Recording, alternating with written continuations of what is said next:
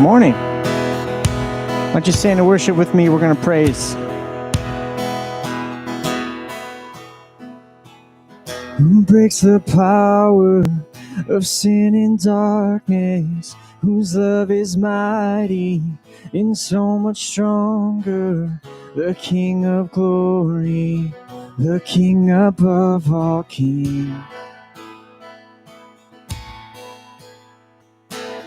Who shakes the whole earth with holy thunder?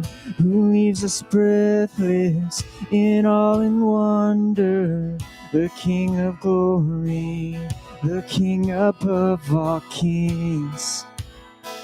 Yeah, this is amazing grace. This is unfailing love. That you would take my place, that you would bear my cross. You laid down your life, that I would be set free.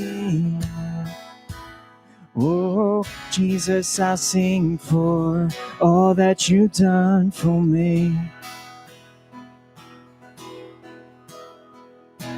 And who brings our chaos back into order? Who makes the orphan a son and daughter? The King of glory, the King of glory, who rules the nations with truth and justice, shines like the sun and all of its brilliance. The King of glory, the King above all kings. Yeah, this is amazing grace. This is unfailing love. That you would take my place, that you would bear my cross. You laid down your life, that I would be set free. Oh, Jesus, I sing for all that you've done for me. We sing, worthy is the Lamb who was slain. Worthy is the King who conquered the grave. Worthy is the Lamb who was slain. Worthy is the King who conquered the grave. Worthy is the Lamb who was slain. Worthy is the King who conquered the grave. Worthy is the Lamb who was slain. Worthy, worthy, worthy. Oh, this is amazing grace. This is unfailing love. That you would take my place, that you would bear my cross. You laid down your life, that I would be set free. Oh, Jesus, I sing for all that you've done for me. Amen. Well, good morning. Welcome to Celebrate. My name is Brady. If it's your first time here, we like to say welcome home. We're glad you decided to join us this morning. I'm going to continue worshiping with you, but before I do that, I'm going to read some scripture, if that's all right. It won't be up on the screen, but this comes from Colossians chapter 3. It says, "Since then you have been raised with Christ. Set your hearts on things above, where Christ is seated at the right hand of God. Look not on earthly things, but on the things above. For you died, and your life is now with Christ. When Christ, who is in your life, appears, then you will also appear with glory." And I just love those words because we know that one day we're going to rise again with Christ and be at the right hand of God. Amen.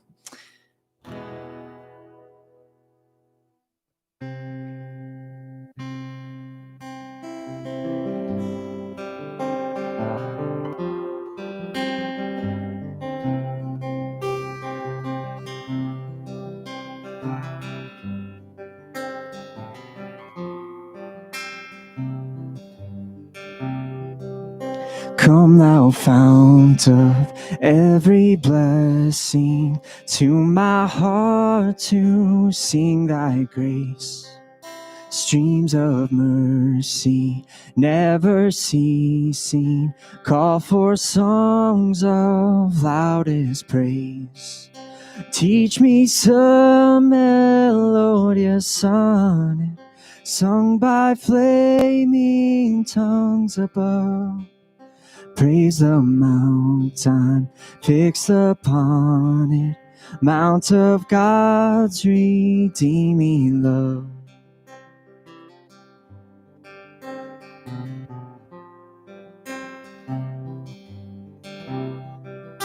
Here I raise my Ebenezer, hither by thy help I come, and I hope by thy good pleasure safely to arrive at home. Jesus sought me when a stranger, wandering from the fold of God.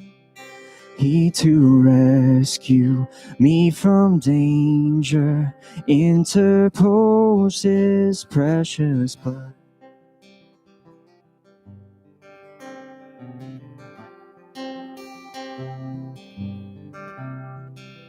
Oh, to grace, how great a debtor daily I'm constrained to be. Let thy goodness, like a fetter, bind my wandering heart to thee. Prone to wander, Lord, I feel it. Prone to leave the God I love. Here's my heart, oh, take and seal it for thy courts above. Prone to wander, Lord, I feel it. Prone to leave the God I love. Here's my heart, oh, take and seal it for thy courts above. Here's my heart, oh, take and seal it for thy courts above.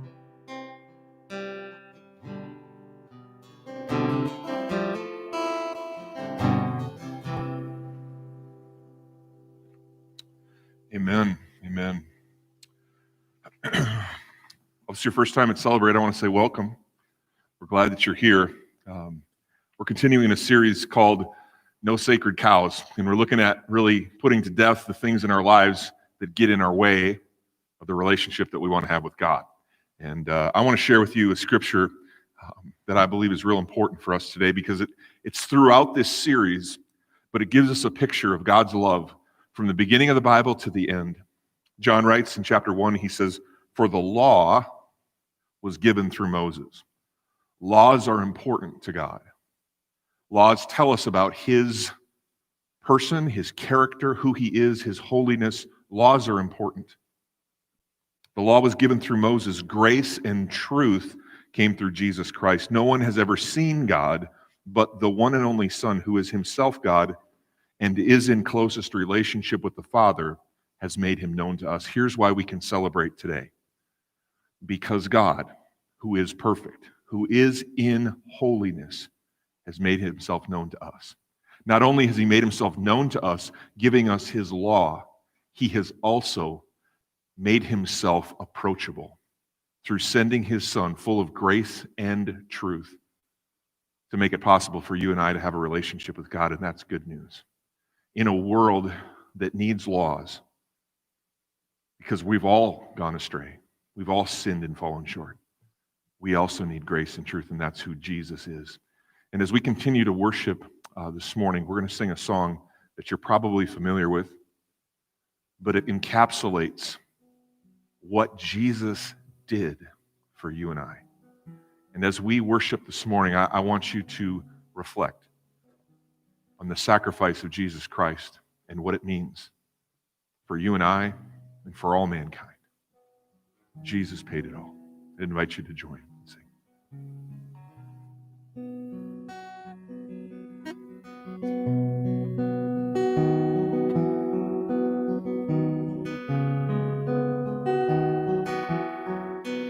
I hear the Savior say, thy strength indeed is small. Child of weakness, watch and pray. Find in me thine all in all.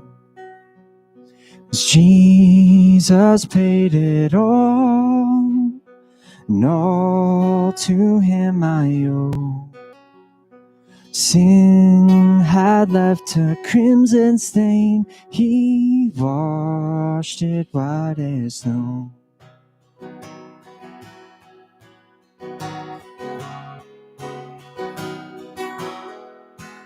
Lord, now indeed I find thy power in thine alone can change the leper's spots and melt the heart of stone.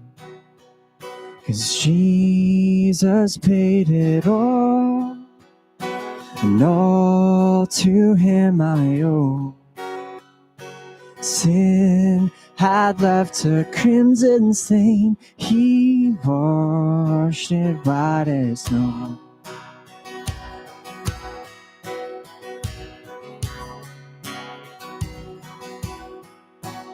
And when before the throne I stand in him complete, Jesus died my soul to save. My lips shall still repeat, 'cause Jesus paid it all, and all to him I owe. Sin had left a crimson stain, he washed it white as snow. Sin had left a crimson stain, he washed it white as snow. He washed it white as snow. He washed it white as snow. Believe that this morning.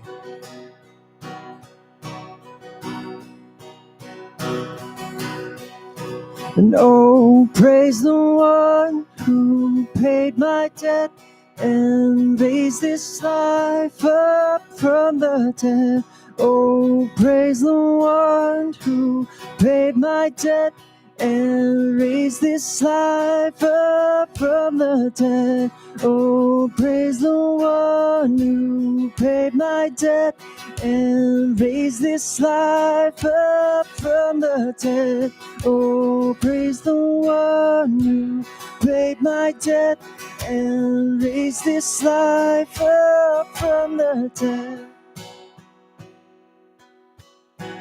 Jesus paid it all, and all to him I owe. Sin had left a crimson stain, he washed it white as snow. Would you bow your heads and pray with me? Father, we come before you as your children, knowing that you've paid it all, sent your son to die and pay it all for us. And we know that we are not deserving, but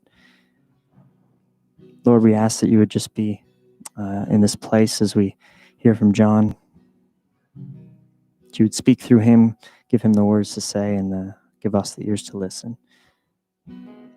Pray for everyone who's here this morning, and those that are hurting, you would just ask that you would give them peace right now. That you just let them know that you're there, right by their side. Pray all these things in your name. Amen. You may be seated and take a look at the screen.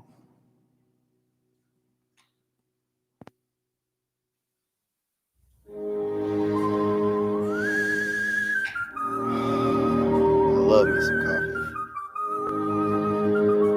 Oh, I love me some Netflix. I love me some shopping. I love me some weights. I love me some selfies. I love me some cats. I love me some mint condition first edition superhero comics. Love it. Love me. I love me. I love me. I love me. Love me. Love me. I love you.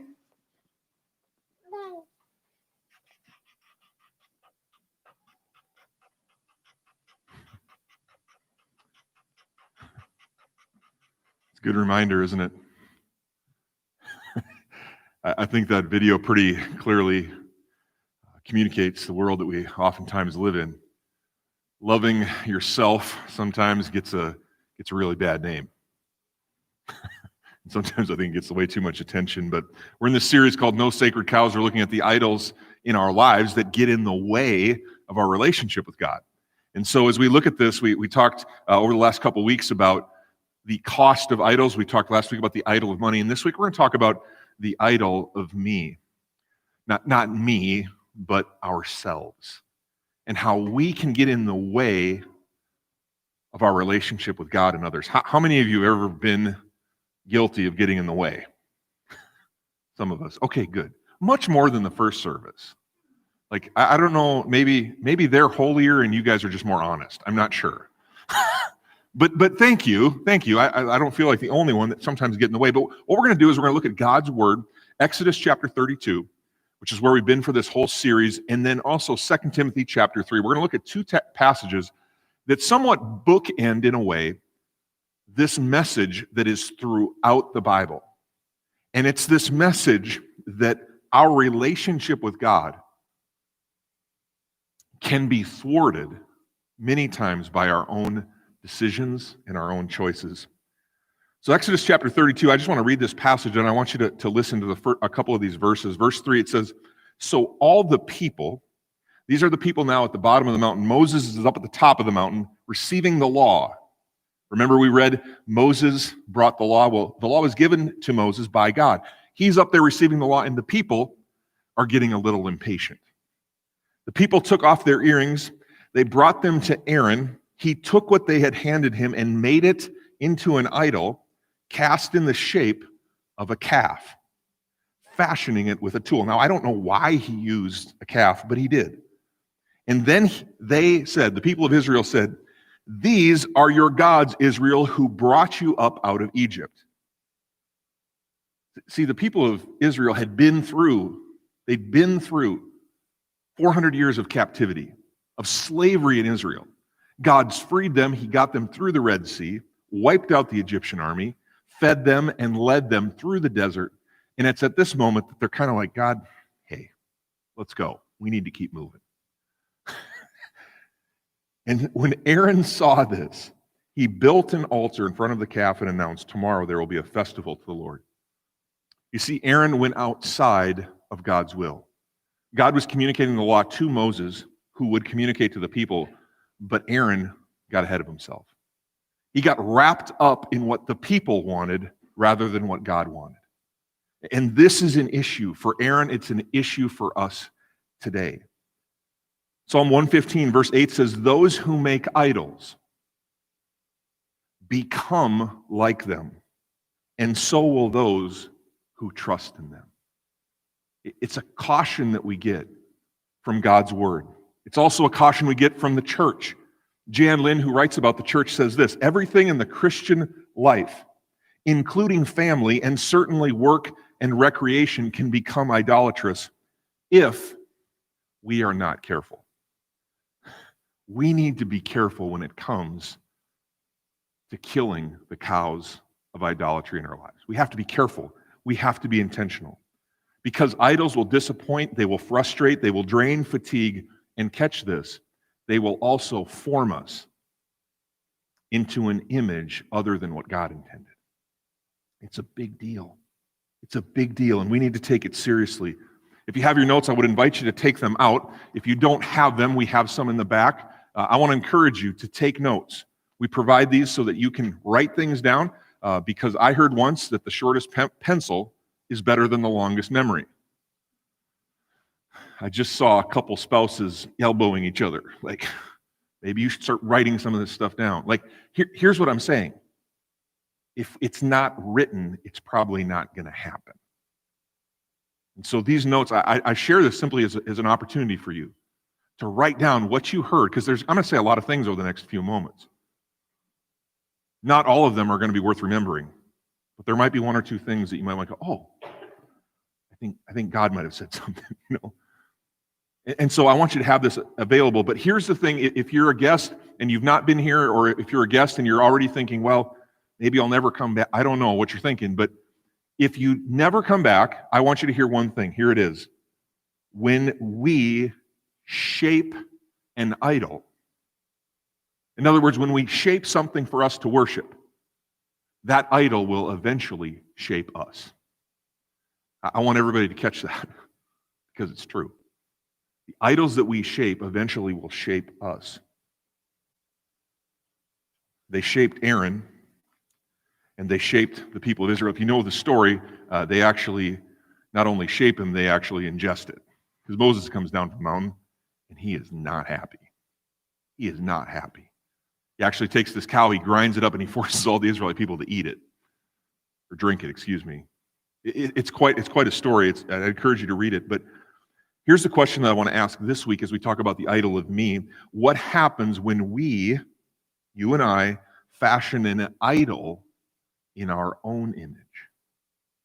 What happens when we begin to create images that we worship? In my house, we talk a lot, and sometimes even with my friends, sometimes I'll even text in meme and GIF. Is it GIF or GIF?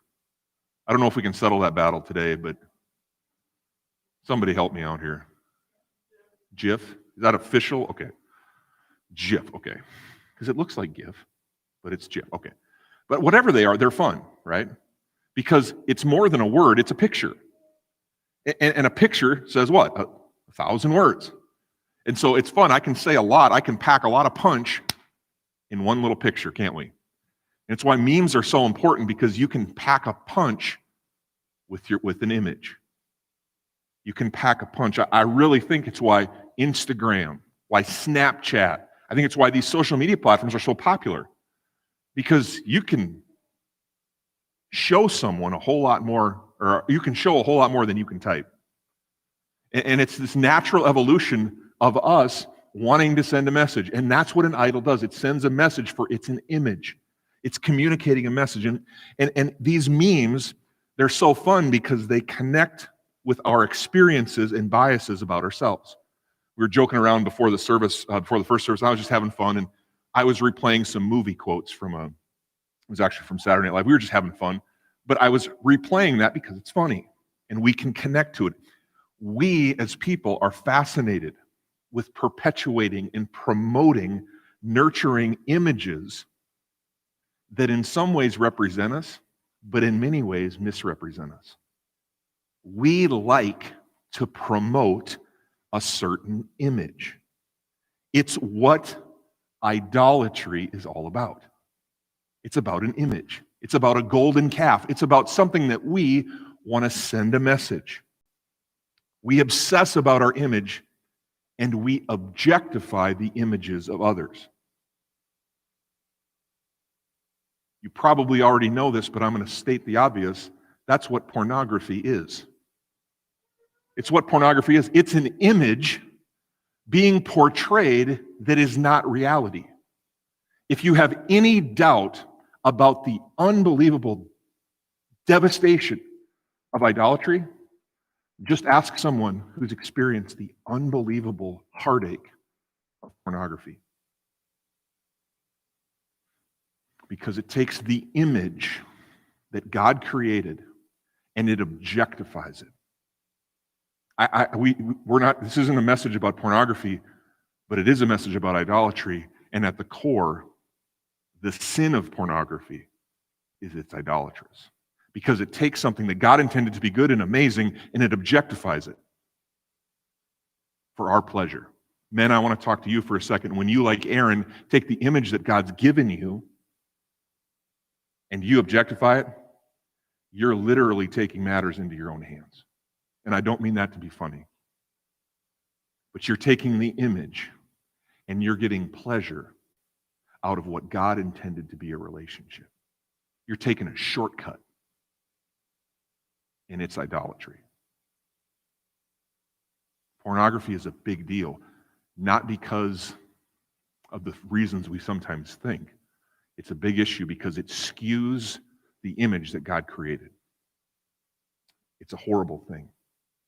The sin of idolatry is against God, and the sin of coveting or judging or wishing you had something else is a sin against others. When we don't kill the cow, we're promoting an image that we begin to worship. It's a huge problem. But in our world today, image is an issue.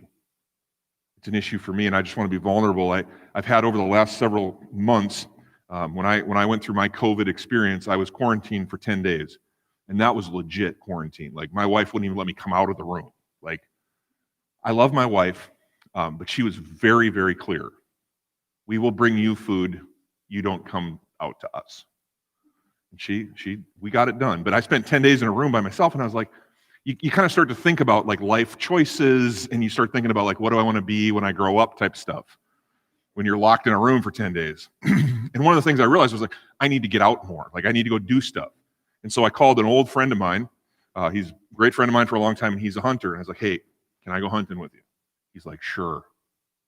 So last couple of days, we went out goose hunting. Now, if you know me, I'm not a hunter. If you don't know me, I don't know anything about hunting. But I like being outside, and I like the social chit-chat. I love that kind of stuff. I love meeting new people. And so we're out hunting with a group of people. But I always, when I meet a new person, I'm always in image management because it looks like I should know something about hunting, but I know nothing. So I always have to protect my image. And so the way I do that, of course, is with humor. So I like to make jokes. But when we were getting in the blinds yesterday afternoon, my good friend who knows how completely illiterate I am when it comes to hunting. I mean, I know which end of the gun goes where, but that's about it.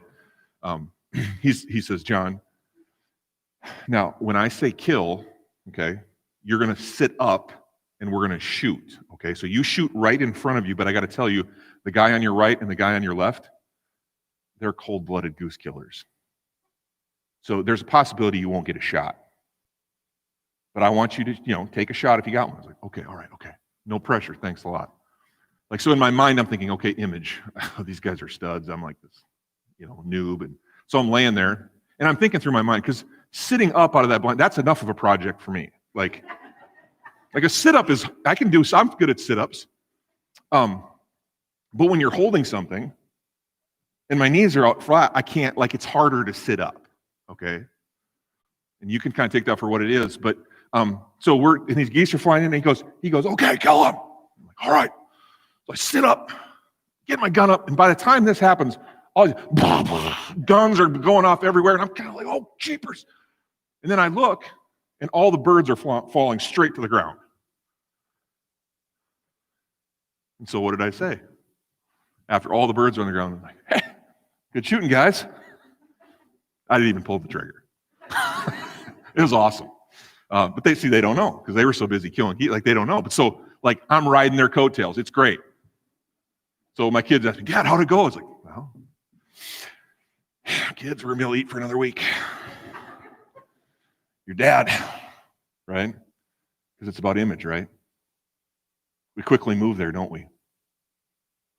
Well, it's not just 43-year-old midlife crisis guys that go through this. It's also young people.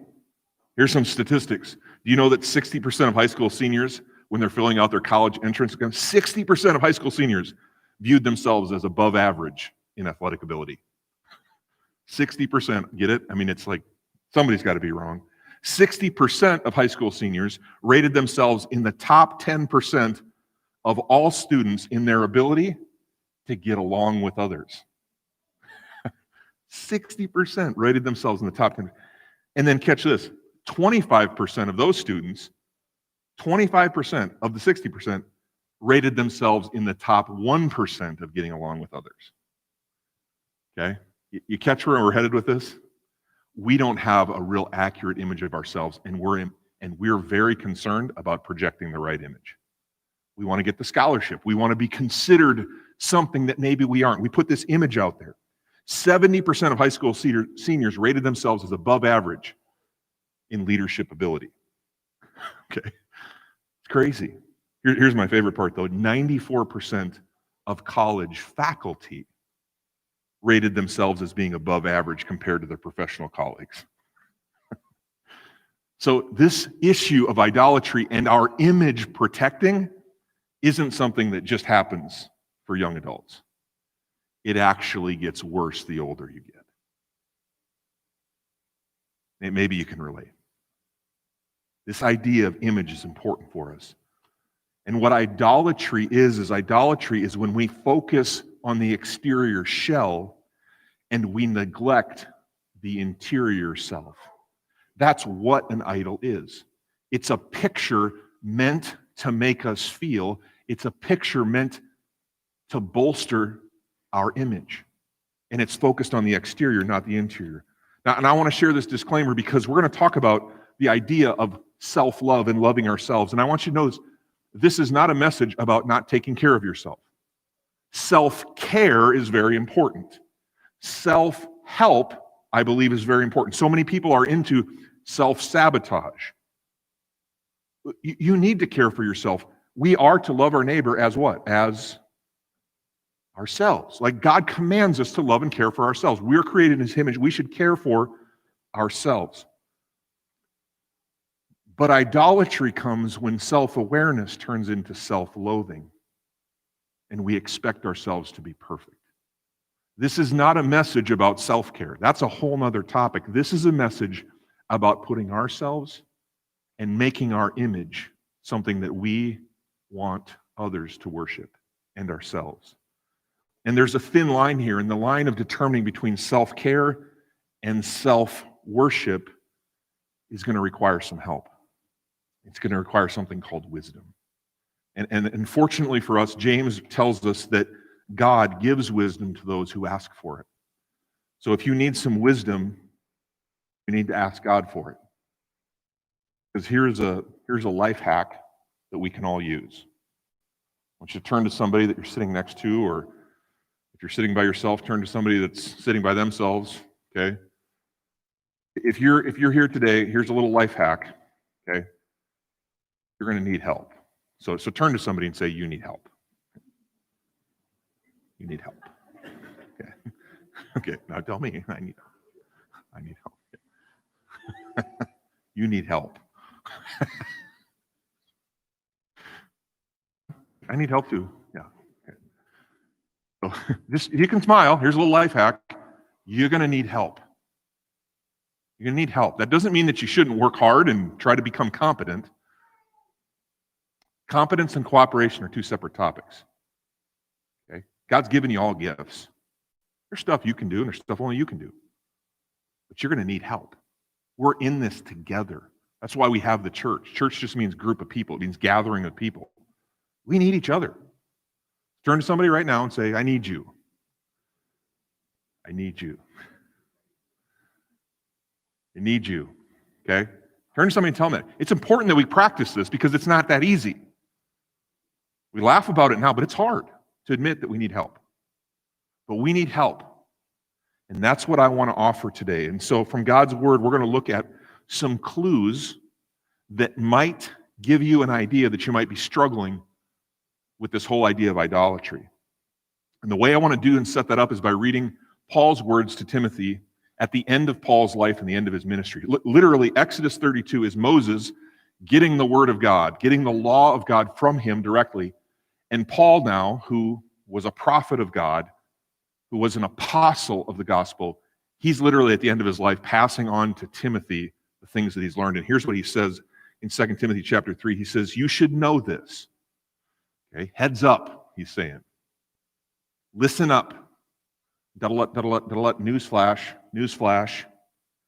Timothy, in the last days there will be very difficult times. Okay? If you're watching online, if you're joining us on Facebook, don't be shocked that things are getting difficult, okay? It's not a surprise. You should know this. Okay, what does this mean? For people will love only themselves. Notice Paul doesn't say you shouldn't love yourself. Notice what he says. People will love only themselves and their money. We talked about that last week. Okay, you can go back and you can watch the message from last week. We talked about money. They will be boastful and proud, scoffing at God, disobedient to their parents, and ungrateful. They will consider nothing sacred. If you watch the news, or if you've turned on a TV or a radio station in the last, 20 years, you can understand why some people read this verse and say the end times are coming, okay? When people tell me the end times are coming, I don't go, they are? I go, you're right. Paul said it. Would you think that describes a lot of people in our culture today? Yeah. But here's what I want you to do, because here's where I think as the church we've lost it. We get really good at identifying other people's idolatry. We get really good at pointing the finger.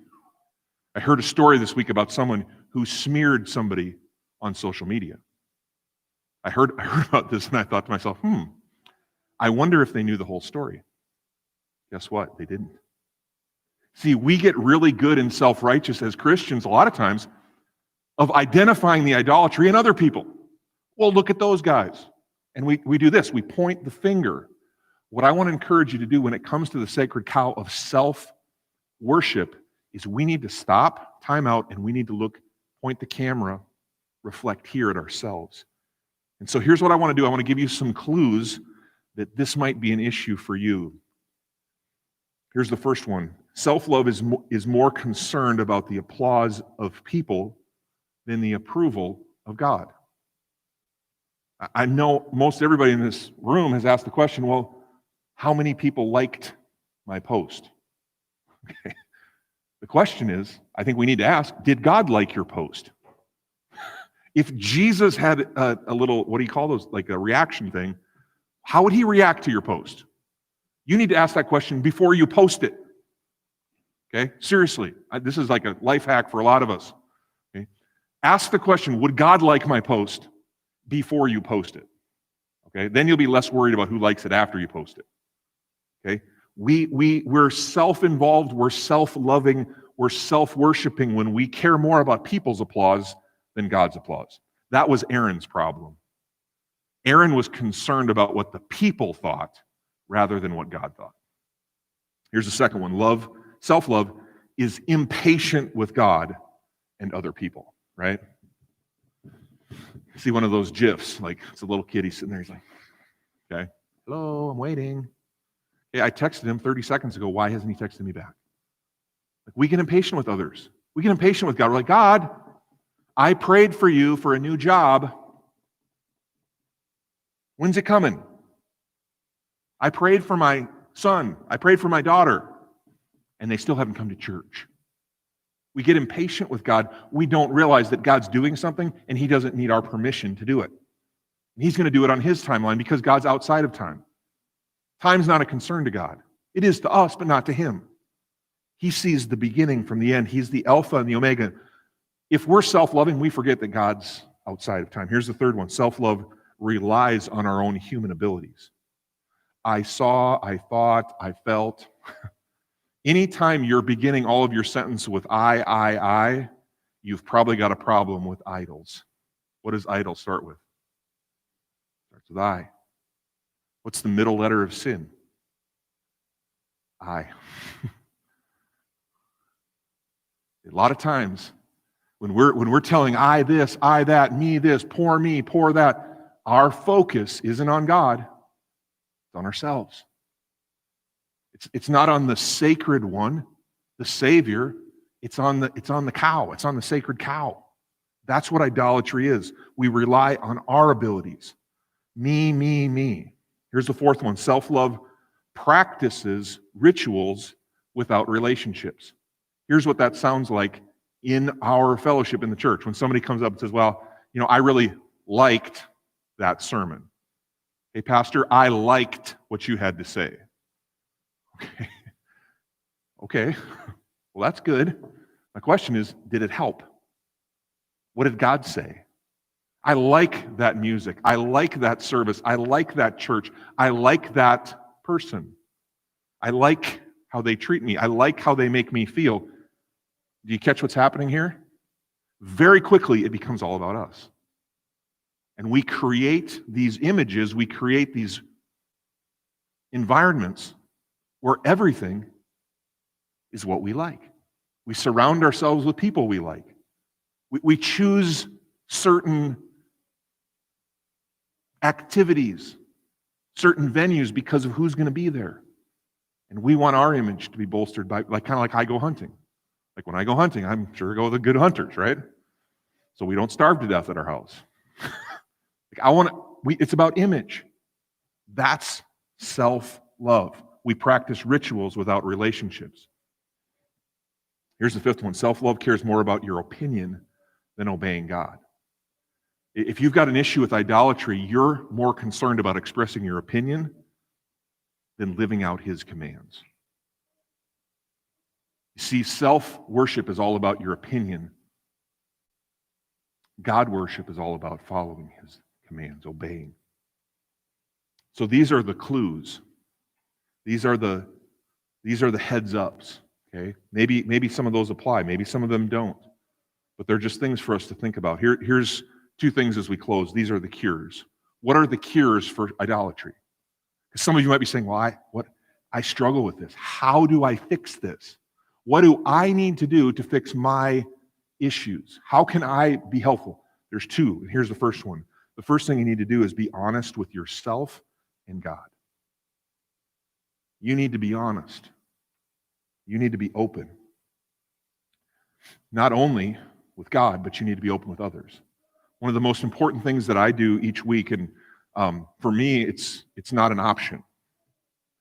It's a huge part. I have men in my life who each week at a certain time I sit down with them and I go, hey, here's how I'm doing, and here's where I'm struggling. And oh, by the way, I think this is probably where I crossed the line this week.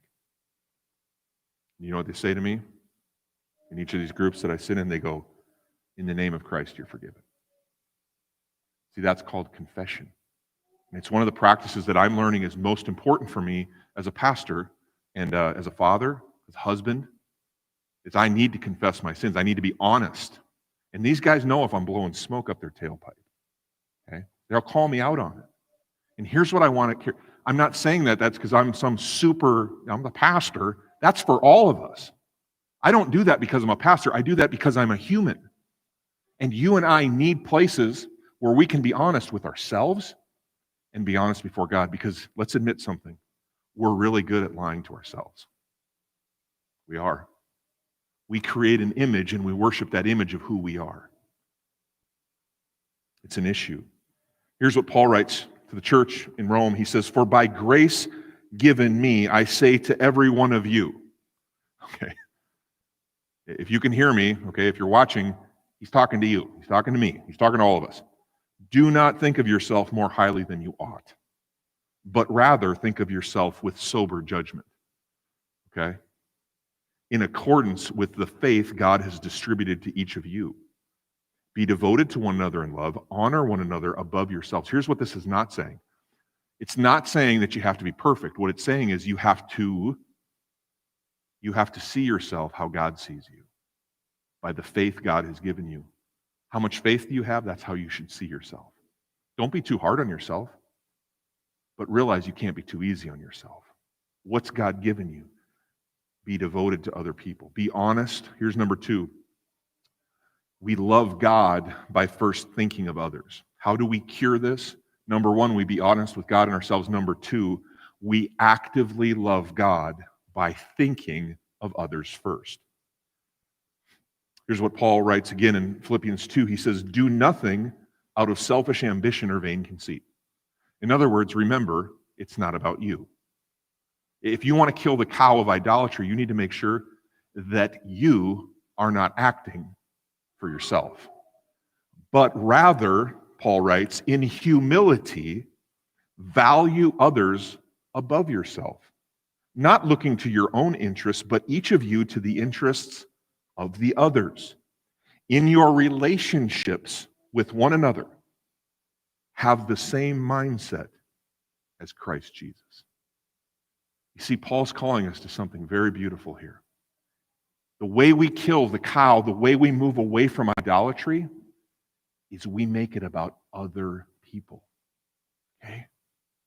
Do you want to be released from the narcissism that comes with self-idolatry? You want to get away from that? Here's 2 tips. Be honest. We all struggle with it.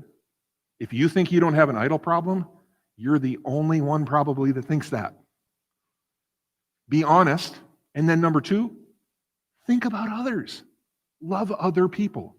Some of my heroes in our church are the people that serve that nobody gets to see. As I look around this room and as I think about our church, there are literally dozens and dozens of people who serve every week, loving you, loving me, loving us, worshiping God, and no one sees it. People come up to me and they say, Pastor, I couldn't do what you're doing. I'm like, well, I didn't think I could do it either, but it's not about me. It's about him. I was talking this week with Brady. We were talking about a heart, right? A heart of worship. What does a heart of worship look like? A heart of worship is when the most public give the most privately. Okay? There's a reason we're not passing an offering plate. You want to know one of the reasons is? Because we forget when we pass the plate. It's not just because of COVID. It's because I believe in my heart that those who are giving don't need a reminder and a prompt. We have the offering baskets on the way out. Thank you for giving, by the way. Do you know that our giving this year has actually increased? It's increased significantly. You know why? I think over the last few months, we've really focused on what's important. We realize that when we give, we're not thinking about ourselves. We're thinking about others. What it's all about. C.S. Lewis writes this. He says, true humility is not thinking less of ourselves. True humility is not thinking less of yourself. It is thinking of yourself less often. Let me repeat that one more time because I think it's so important we understand this. Humility is not thinking less of yourself. True humility is thinking of yourself less,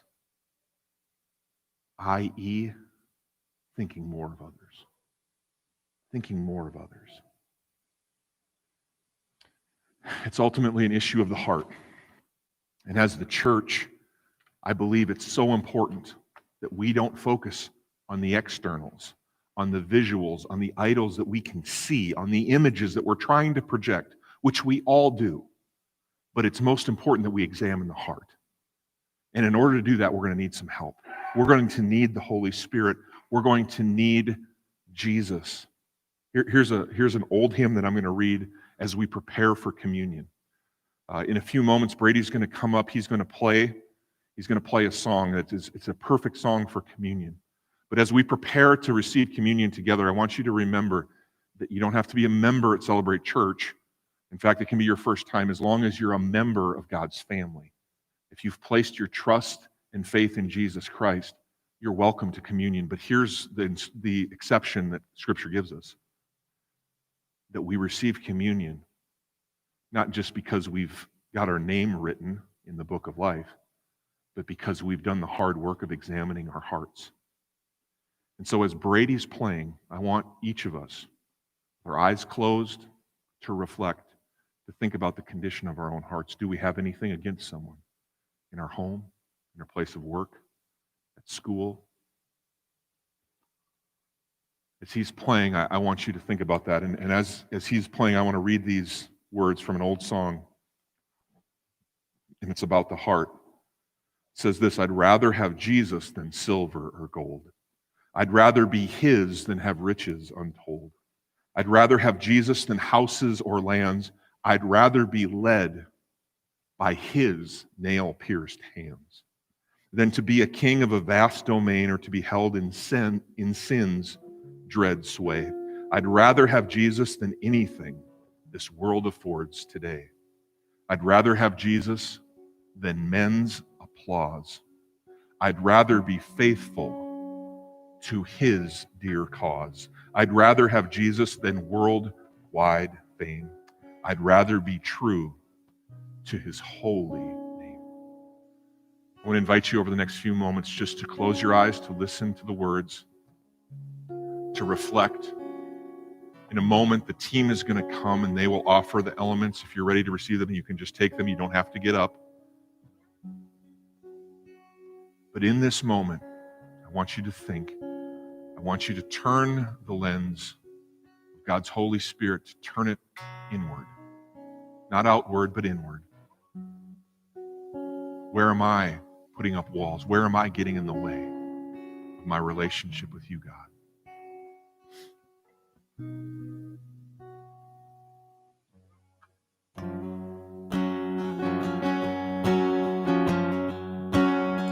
The song is called Empty Me.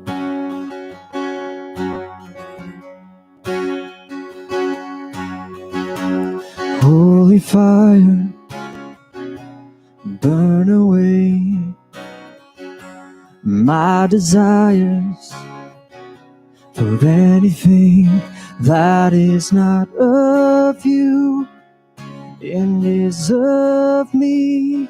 Well, I want more of you and less of me.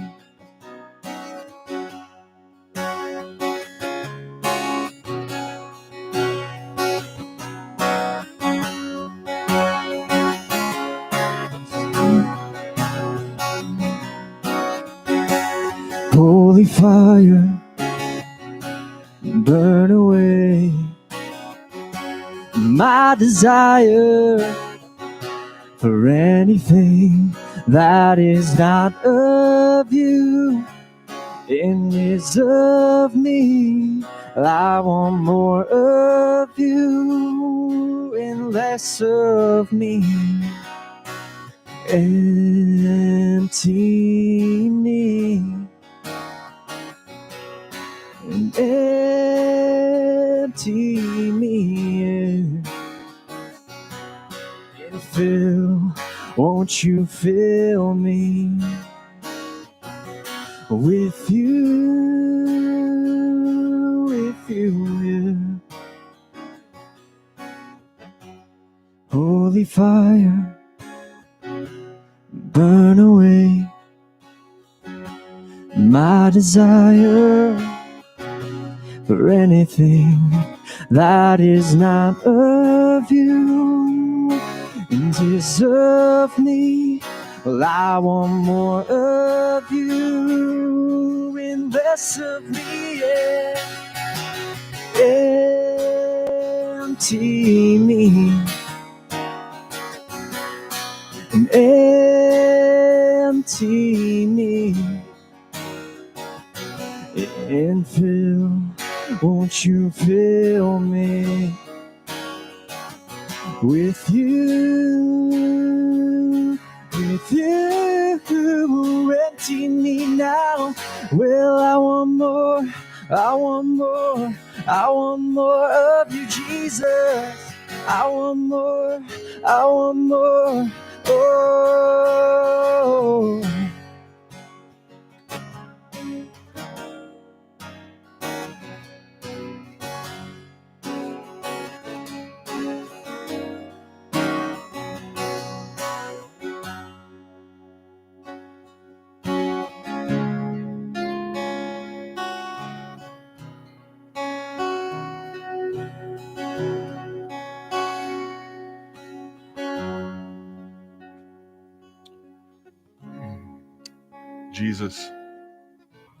Jesus is with his disciples in the upper room. It's what we know as the Last Supper. He begins the Last Supper by taking off his robe, kneeling down, and washing 24 filthy, stinking feet. John's gospel says that when he washed their feet and taken his garments, he reclined at the table again and he said, "Do you know what I have done to you? You call me teacher and Lord, and you are right, for so I am. If I then, the Lord and the teacher, have washed your feet, you also ought to wash one another's feet." If we're going to kill the idol of me, this is a very important moment. Because when we take communion, when we receive the body and blood of Christ, what we're really saying is, I want to be like that. Jesus, King of kings, Lord of lords, creator of all eternity, kneels down and washes his friends, his disciples' feet. That's what communion is all about. I want to invite you to go ahead and take the bread. Scripture tells us that Jesus, after this, took bread and said, "This is my body broken for you. Take this in remembrance of me." Would you take the bread?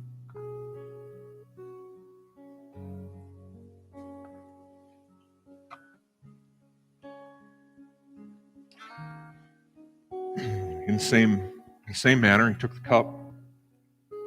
He said, "This blood, this cup, is of the new covenant." He's literally saying, he's saying, you know, the old covenant, the one Moses gave, that was good. It was important. But in this moment, we're doing something new, a new covenant. I'm not doing away with the old one. I'm fulfilling it, is what Jesus said. This is the blood. This is the new covenant shed for you. Forgiveness of sins. Would you drink the cup in remembrance of Jesus?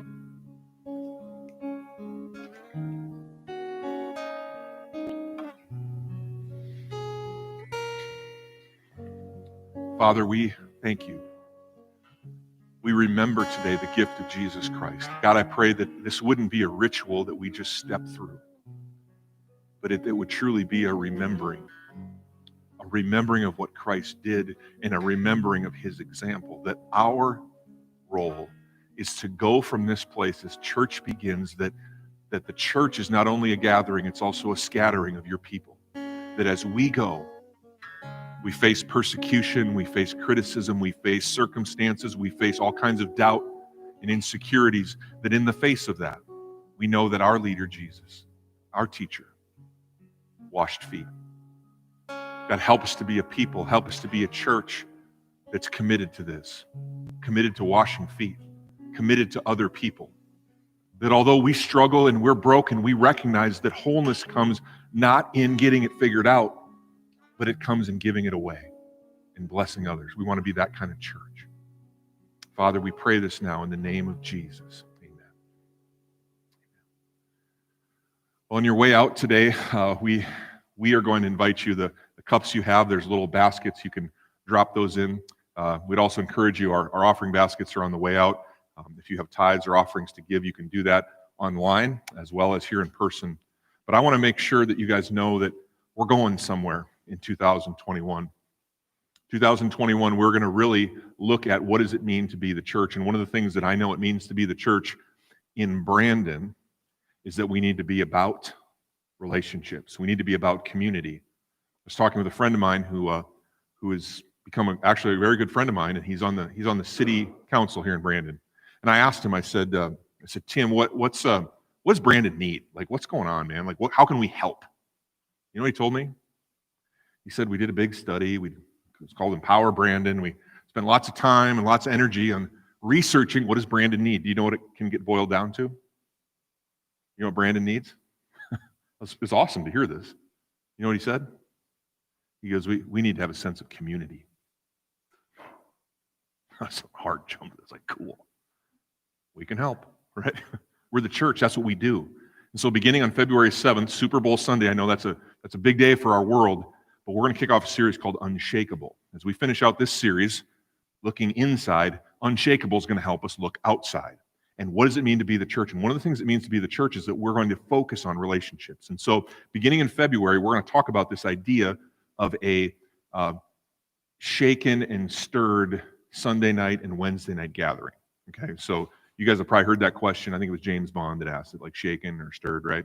So we want to do both, okay? We want to mix it up a little bit, if you will. So what we're going to do beginning in February is we're going to kick off some of these mixers. Because what do people in Brandon really need? They just want to get to know some people. I was so blessed this weekend to be out hunting, because what did I do? I got to meet people. That's what we need here. And so we're going to be talking more about that in the weeks to come, but I just want to begin to prepare your heart. In February, I know it's Valentine's Day, but we're going to really look at what it means to be the church and to build community within this church. Because what we have here, we need more of it. We need more community. And so stay tuned for more details on that. But with that, have a fantastic week, and may you go in peace in the Lord's blessing. Have a great week.